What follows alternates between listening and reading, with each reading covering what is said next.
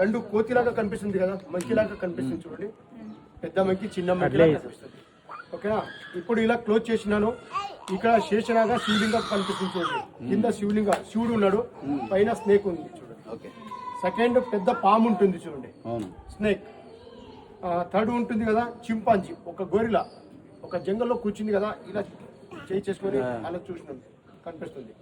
Fourth ఉంది కదా పెద్ద మంకి చిన్న మంకి పాలిస్తుంది చూడండి, కూర్చి పాలు తాగుతుంది. తర్వాత బేబీ కింద పడింది, తర్వాత పైన తీసుకుంటుంది చూడండి, పైన తీసుకుంటుంది.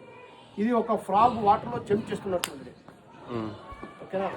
ఈ లైన్ చూడాలా మీరు, ఇది స్నేక్ మూమెంట్ చేస్తుంది, ముందుకు వెళ్తుంది చూడండి. ఇక్కడ ఒక లెగ్ కనిపిస్తుంది, ఇక్కడ ఒక లెగ్ కనిపిస్తుంది, దాని టేల్ కనిపిస్తుంది, అంటే బాలం. హనుమంతుడిది బాలం కనిపిస్తుంది. బాలం ఏం తోక చెప్తారు కదా, అది ఏం చెప్తారు మేడం? హనుమంతుడు కాదు, వెనుకలు ఉంది కదా వస్తుంది.